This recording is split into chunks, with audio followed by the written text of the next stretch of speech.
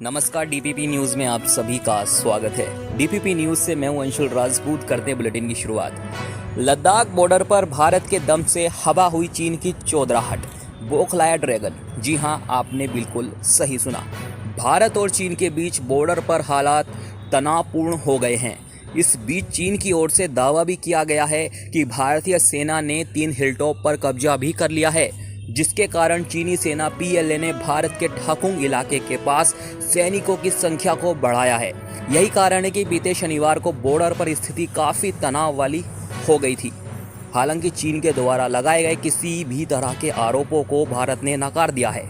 चीन की ओर से बॉर्डर पर सैनिकों की संख्या बढ़ाई गई है, लेकिन भारत ने अपनी मौजूदगी को सख्त किया। साथ ही ब्लैक टॉप और हेलमेट टॉप के पास चीनी सेना ने मौजूदा स्थिति को बदलने की कोशिश भी की।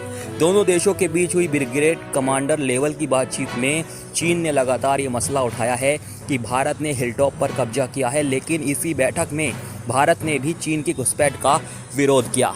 इतना ही नहीं, चीनी दूतावास ने दावा किया है कि भारत के सैनिकों ने एलएसी को पार किया है। अगर चीन के दावे को सही माने तो भारत ने जिस रेकिन ला पर कब्जा किया है वो चीनी क्षेत्र के 3 किलोमीटर अंदर तक है। चीनी दूतावास की ओर से बयान में कहा गया है कि 31 अगस्त को भारतीय सेना के जवानों ने पिछले समझौतों को तोड़ा और घुसपैठ की कोशिश की। हालांकि भारत सेना की ओर से कहा गया है कि 31 अगस्त के ऑपरेशन को लेकर किसी तरह का खुलकर जवाब नहीं दिया गया। चलिए बुलेटिन में आगे बढ़ते हैं। आगे आपको बता दें, प्रियंका गांधी का मोदी सरकार पर हमला, बोली युवाओं को भाषण नहीं नौकरी चाहिए। प्रियंका गांधी वाड्रा ने मंगलवार को मोदी सरकार पर निशाना साधते हुए कहा कि एसएससी और रेलवे ने कई सारी परीक्षाओं के परिणाम सालों से रोक रखे हैं। किसी का रिजल्ट अटका हुआ है, किसी की परीक्षा। कब तक सरकार युवाओं के धैर्य की परीक्षा लेगी? कब तक युवाओं की बात सुनिए सरकार। तो प्रियंका गांधी वाड्रा ने हमला किया है मोदी सरकार पर। आपको आगे बता दें, कोरोना और चीन के साथ सीमा विवाद पर केंद्र को लगातार घेरने वाली कांग्रेस ने अब बढ़ती बेरोजगारी और खस्ताहाल अर्थव्यवस्था को लेकर हमला करना शुरू कर दिया है। कांग्रेस महासचिव प्रियंका गांधी वाड्रा ने लंबे समय से रुकी एसएससी और रेलवे की परीक्षाओं को लेकर मोदी सरकार पर हमला बोला और कहा कि युवाओं को भाषण नहीं, नौकरी की ज़रूरत है। प्रियंका गांधी वाड्रा ने आज मंगलवार को मोदी सरकार पर निशाना साधते हुए कहा कि एसएससी और रेलवे ने कई सारी परीक्षाओं के परिणाम सालों से रोक रखे हैं। किसी का रिजल्ट अटका हुआ है, किसी की परीक्षा। कब तक सरकार युवाओं के धैर्य की परीक्षा लेगी? कब तक युवाओं की बात सुनिए सरकार। युवाओं को भाषण नहीं, नौकरी चाहिए। कुछ इस तरह की बातें, इस तरह का हमला प्रियंका गांधी वाड्रा ने किया और एक ट्वीट भी किया है। एसएससी और रेलवे ने आपको बता दें, बॉलीवुड से खबर आ रही है, सुशांत केस में अब तक नहीं मिले मर्डर के सबूत, सीबीआई का सुसाइड पर फोकस। जी हां, सुशांत केस में सीबीआई लगातार अपनी जांच कर रही है। केस की मुख्य आरोपी रिया चक्रवर्ती समेत केस से जुड़े बाकी लोगों से पूछताछ में सीबीआई ने कई राज सामने वो सीबीआई की टीम लाई है, लेकिन मौत की यह गुत्थी अभी भी सुलझ नहीं पाई है। एक इंटरव्यू में बात करते हुए केस से जुड़े सीबीआई के 3 अधिकारियों ने कहा कि अब तक सुशांत के मर्डर का कोई सबूत नहीं मिला है। कोई ठोस सबूत सामने अभी तक नहीं आया। हालांकि इन्वेस्टिगेशन अभी भी ओपन है। सीबीआई के अधिकारियों ने कहा कि वो सुसाइड एंगल पर फोकस कर रहे हैं और यह भी जांच कर रहे हैं कि कहीं इसमें सुसाइड के लिए उकसाने का केस तो नहीं बन रहा। अब तक सीबीआई ने क्राइम सीन को रिक्रिएट किया। मुंबई पुलिस द्वारा इकट्ठा सारे सबूतों की जांच की और केस के हर संदिग्ध से पूछताछ कर ली है। टीम के मुताबिक फॉरेंसिक रिपोर्ट्स संदिग्धों के बयान पर क्राइम सीन के रिक्रिएशन को देखें तो इनमें मिला कोई भी होमिसाइड, हत्या की ओर इशारा नहीं करते। हालांकि अधिकारियों ने यह भी कहा कि उनकी जांच अभी भी जारी है। केस में सुसाइड एंगल पर और भी कड़ी जांच की जाएगी। वो इस मर्डर इन्वेस्टिगेशन को ऑफिशियली क्लोज नहीं कर रहे हैं। एम्स की फॉरेंसिक रिपोर्ट पर टिकी सीबीआई की जांच। जी हां, केस में अगला अहम सबूत एम्स फॉरेंसिक टीम की रिपोर्ट है। इस रिपोर्ट में सुशांत सिंह राजपूत के पोस्टमार्टम और ऑटोप्सी रिपोर्ट्स मौजूद हैं। मालूम हो कि मंगलवार को केस की आरोपी और सुशांत की गर्लफ्रेंड रिया के माता पिता से भी पूछताछ की गई। इसके अलावा केस में ड्रैगन एंगल के आने पर ईडी ने गौरव आर्या को भी पूछताछ के लिए बुलाया है। चलिए आगे बढ़ते हैं। आगे आपको बता दें कैसा था पहला दिन। यूपी, बिहार, दिल्ली के छात्रों ने दिए रिएक्शन। जेईई मेंस आज एग्ज़ाम का पहला दिन। कोरोना संकट में ज्वाइंट एंट्रेंस एग्जामिनेशन परीक्षा का आज पहला दिन था। जानिए कैसा था पेपर, छात्रों को कौन सा सेक्शन लगा सबसे मुश्किल और आसान, परीक्षा केंद्रों की तैयारियों को लेकर कैसा था छात्रों का रिएक्शन। आपको बता दें, कोरोना संकट में joint entrance examination JEE mains परीक्षा का आज पहला दिन था। लंबे समय से परीक्षा को स्थगित करने की मांग चल रही थी, लेकिन सरकार ने छात्रों की सुनी नहीं। वहीं सुप्रीम कोर्ट ने भी परीक्षा आयोजित करने की अनुमति दे दी थी। आपको बता दें, परीक्षा का आयोजन 1 से 6 सितंबर तक होना है। आज परीक्षा का पहला दिन था। अब 5 दिन और इस परीक्षा का आयोजन किया जाएगा।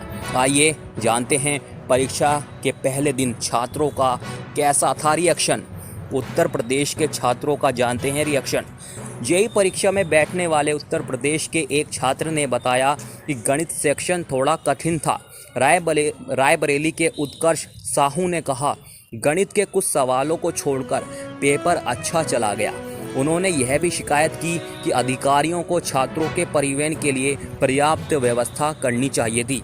लखनऊ पब्लिक स्कूल के शशवत सिंह को लगा कि पेपर कठिन नहीं है और उनके पास पेपर पूरा करने के लिए पर्याप्त समय है।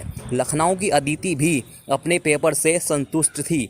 वह खुश थी कि आखिरकार परीक्षा आयोजित हुई और अब पूरी तरह से फ्री हो गई हैं।